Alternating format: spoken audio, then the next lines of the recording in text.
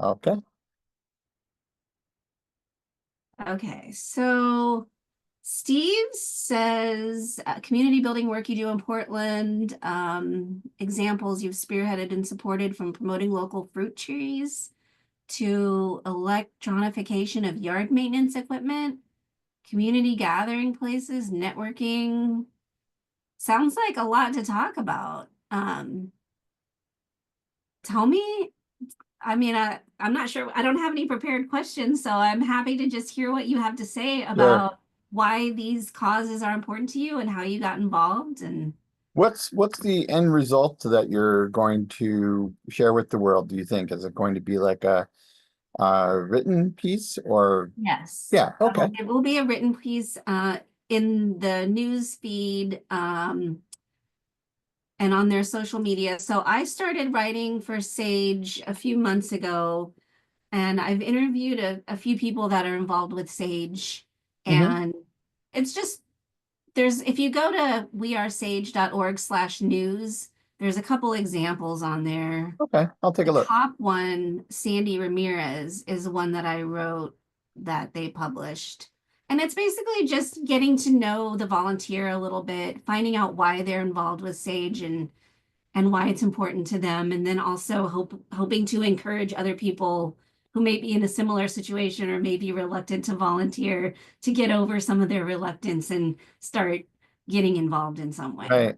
Yeah, okay. Well, I'll just talk for a bit and then you can chime in if you have questions and Okay. like that. But I met Steve probably at least 10 years ago, maybe 15 years ago, learning about Sage when I was at a period in my life where I'd already been doing a lot of activist work, a lot of community building, neighborhood leadership, this type of thing for since about 1998 when I moved to Seattle. I got very involved in a neighborhood planning process in the neighborhood I lived in Seattle. And that really trained me in so many things, just how to organize the neighborhood, outreach. And I also was involved in the tech industry at that time. So I was learning tech tools. And I'm also like really interested in newsletters and kind of sharing information in the community. And so there's all these different things that happen like in the last 25 years where the combination of my skills and my passions really like dovetailed really well. Um, so in Seattle, I learned how to basically take the data that I was getting about who lived in the neighborhood and then turn that back into an outreach thing, both through websites, email lists. But I really started to see actually the value of email lists when I lived there.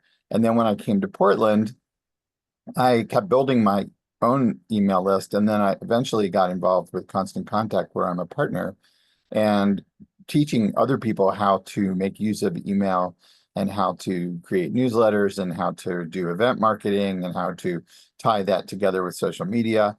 And so now that as I've been in Portland since 2002, there's been a number of areas where I have used those kind of outreach skills to share with uh, the community and whoever wants to listen in. So there's people on various lists that I have that are not in Portland, that are all over the country.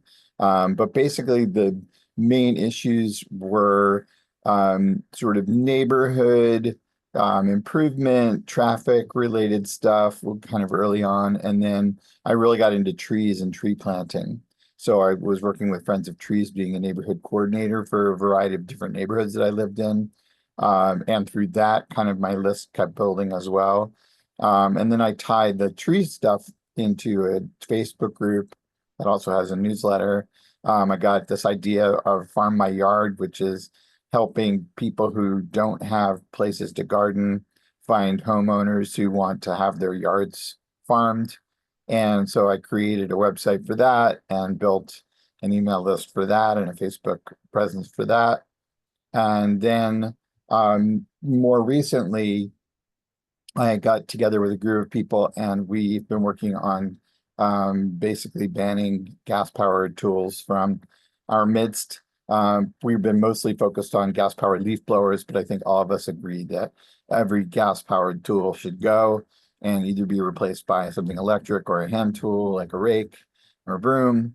And we've had and so I'm using the same kinds of skills of like building an email list. We have 2,500 people on our email list, and most of those are Portland people. And so during the period that we've been working for the last 8 years on this issue, we both built the list, but we've also been asking people to take action all the way along. That's kind of a big part of my mantra, is that there should always be action steps with everything. Every post on social media, every newsletter, every bit of outreach should always ask people to do something. And so sometimes I won't post something because I don't really know what the action step's going to be. It's I don't want to just educate and entertain. Although those are actually probably good things to do too. And our newsletter is certainly filled with lots of things that people aren't going to necessarily have an action step tied to. But in the last year, we did manage to get a ban on gas-powered leaf blowers in Portland. And other cities in our region are taking note. Lake Oswego, I think, might follow suit soon. And our county hired someone to manage the process of transitioning small businesses from gas to electric.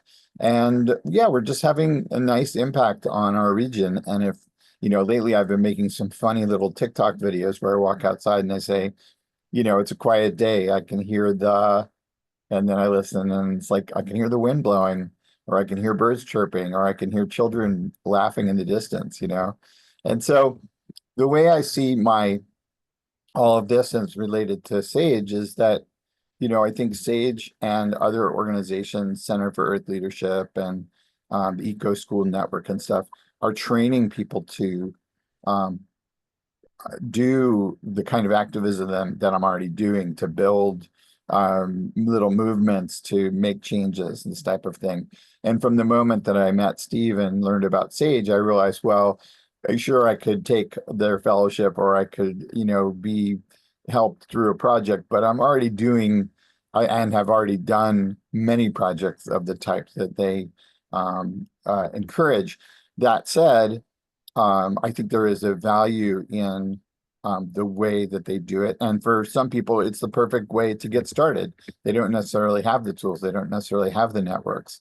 I have the tools and the networks. So anything that I take on, if I want it to be a group process, I have some ideas about how to make that happen. And there's also a lot of things that I don't necessarily need a group for. But like right now, my most recent thing that I'm working on, I am struggling with, and maybe it will end up becoming a SAGE project. I don't know.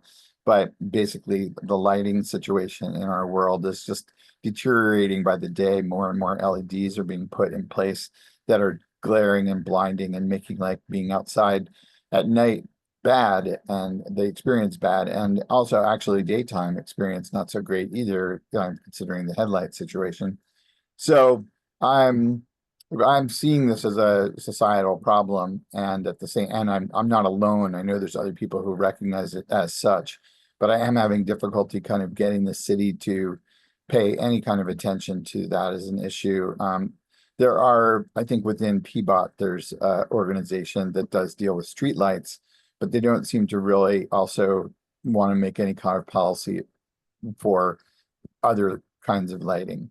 And I think it's really past time for that to be brought into the public sphere. So I'm not sure how that's going to unfold right now. I'm just depressed and feel stuck and alone with it. And at the same time, I'm sure there's going to be a corner turned and progress will be made, because I don't think people really want to live like this.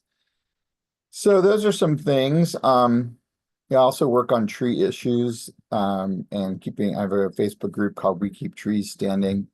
And that's an effort to both keep trees standing, but also get more trees planted. That also is facing a lot of challenges. It's such a big issue that there's so many different tentacles with it that it's difficult to keep track of and keep focus on making things move forward. We're also part of a thing called the Shade Equity Coalition, which is a group of tree-loving organizations, Audubon, Riverkeeper, Columbia Slough, um, Friends of Trees, everybody that has anything to do at 350.org, all of those are part of this. And our group is part of that. And that group together has organized to great effect. I mean, a whole bunch of money from the PSEF fund in Portland is being put towards urban forestry to do tree maintenance over the next many years. And so that our group is organized to do a bunch of different things that have had some wonderful effect. But the area that I'm most interested in lately is getting more trees planted, and I feel like I'm just barking against a wall instead of actually having a real effect in that area. Um, Mhm.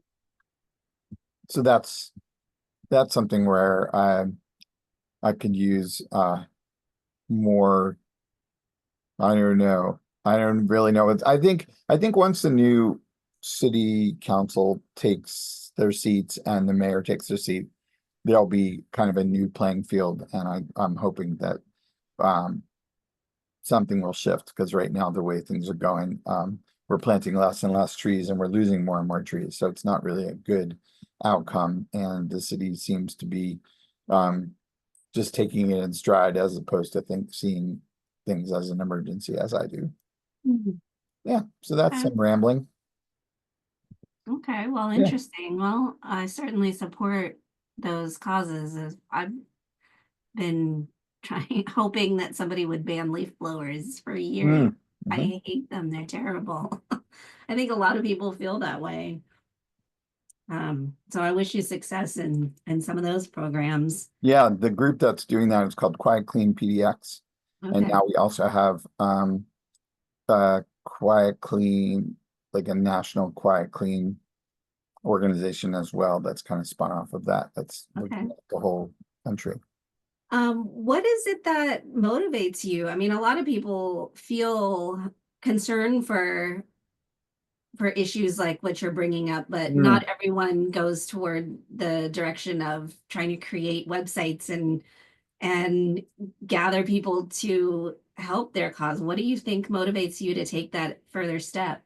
Yeah, I think it's partly um well, I'm Jewish and I grew up like learning about tikkun olam, which is the phrase means repair the world. And that was kind of like my main part of Judaism to me was that. And I just continued to um live it um for much of my life. I also luckily have sort of a solopreneurship. So, my work is takes up some time, but not a ton of time. So I have free time to do activism work. And I think partly just annoyance. Like the leaf blower thing is just, I'm just annoyed by them. I think that we're just, being stupid. And if we were a little bit smarter, we would just have a much better quality of life, especially the people who use them. People who use leaf blowers are the worst off. I mean, they're breathing in the fumes. Their bodies are shaking from the use of these tools. And then just the whole everything from cradle to grave with the leaf blower is a problem, whether it's an environmental problem or a noise issue or a health of the workers issue or a health of pets so there's so many. I guess I'm also a fan of low hanging, fixing low hanging fruit problems. And I see leaf Yeah. blowers as that. They're just so obviously wrong. Even President Obama spoke about them on the campaign trail recently. So, when it gets to that level where people are making jokes about them or various celebrities are speaking out about them, you know that their time is um, not long on this earth. Um, and the tree issue maybe is a similar thing where it's another low-hanging fruit thing that like when we cut down trees, we're just shooting ourselves in the foot. Oregon's forests sequester more carbon than any forest in the world. And when we just clear cut them, we're not only harming, the forests and the communities around us, but the drinking water and the species loss and et cetera. But we're just also raising the temperature of the planet and making it harder for our own species to continue living here. So it's just maybe it's a little bit of a self-preservation thing. I also decided years ago not to have kids, mainly because I think there's way too many people on the planet. I've been working on that issue forever. I used to lobby Congress for more money for international family planning funding and for Planned Parenthood. And so yeah, I think it's just part of like my personality and my reason for being is to hopefully make things better. I think partly it's out of wanting my own situation to be better. Like, the leaf blower thing, now that way less leaf blowers are being used in my neighborhood because I've both talked to people directly about it on my street, and I've also been like postcarding my neighborhood and and just doing all the rest of the work that our group has been doing. It's quieter and it's much nicer, and I don't know if we get a higher livability score, but I certainly like it more. I like it, walking around. I've also talked to a lot of people about turning off the beeping mechanism on their car so they don't lock and unlock their car by beeping it, whether it's their horn going off or just a beep, beep, beep, whatever. Like that thing can be freaking disabled. And Yeah. when you do that and you get your whole neighborhood on board, it's quieter and it's nicer and it's less shocking, and there's already enough stress in the world. People's sleep is terrible, and Right. when you start turning off some of these crappy noises and turn the lights down and you get rid of leaf blowers, like your environment is better. You can sit outside and play music. So, Yeah. So it sounds like a little bit of selfishness to, for lack of a better word, like you mm, said, wanting your own situation to be better, but also just thinking about the consequences of choices, maybe, the longer term consequences more than the average person mhm. does, which is something I think about a lot. Do you do anything in the realm of reducing food waste? Well, so yes. Because that's Oh my yeah. my pet So project. yeah. Well, there's this organization called Portland Fruit Tree Project, Okay. and they do all sorts of great things. One of them is um, group harvests of fruit trees, which then often half of the fruit ends up going to the Portland Food Bank. So the fruit isn't wasted, but it's Mhm. also put to good use. Um, but they started years ago this idea called Share in the Harvest, which is a Facebook group which serves Northeast and Southeast Portland. Actually, it just says Share in the Harvest. It's just like basically was a catch-all for anyone in the region. So people would go from Vancouver, Washington to Clackamas to go get some strawberries or whatever. Um, and I saw that, and I had earlier on, I had helped get Free Cycle started, which is a way of keeping things out of the landfill. This was in 2003. I started Free Cycle Portland, Free Cycle New York, Free Cycle Brooklyn, Free Cycle like the world. And that had a big effect on me in terms of like, oh, here's a good idea. Let's just template it and make it go crazy all over the place and make it, popular everywhere. That led to Craigslist having a free section, and that led to buy nothing groups on Facebook. So I've been involved in like keeping things out of landfill for a while. But in terms of food and food waste, I started I saw Sharon the Harvest and I asked if I could help run it, and I did. And then I just started creating ones for all the areas around us. And it could go even further. It could end up becoming a worldwide movement. But right now, the version that I started has about 10 regional groups. Gresham, Southwest Washington, Beaverton, and Washington County, Clackamas and Selwood, Southwest Portland, Northwest Portland, um, Salem. Anyway, there's it's about 10 of them, I think. And each of those groups in the last 2 years has been really growing. In fact, I meet people and they'll say, "Oh, I'm a member of the, Sharing the Harvest group for Clackamas." And I'm like, "Well, how's it going?" And they're like, "Oh, well, we're it's happening, like we're all sharing fruit with each other, and it makes me very happy to hear that. Just the other night, I was at a solstice event like two nights ago, Friday night, 3 nights ago. And someone came up to me and said exactly that, and I was like, "Oh, you guys should have a potluck." And she's like, "Oh, that's a great idea." And like she had been sharing the fruit from her property with all of her neighbors and all of the people on this group for the last couple of years, and she was very pleased to meet me in person and to share her success story. So in terms of fruit, definitely I've been involved in that in food. But in terms of other kinds of food waste, yeah, boy, I think you're very right to be concerned. I mean, I think something like 40% of the food produced in our world is wasted, and it's just such a shame. Mhm. And I mean, I personally don't waste a lot of food myself. I don't think I waste anything ever. I'm very, like, personally, the person who's like, in fact, just the other day, I was in the cafe that I sit in a lot, Common Grounds, and this person across from me had ordered a sandwich, and she only ate half of it, and she took the other half and she put it into the where you clean the dishes, the bus tin.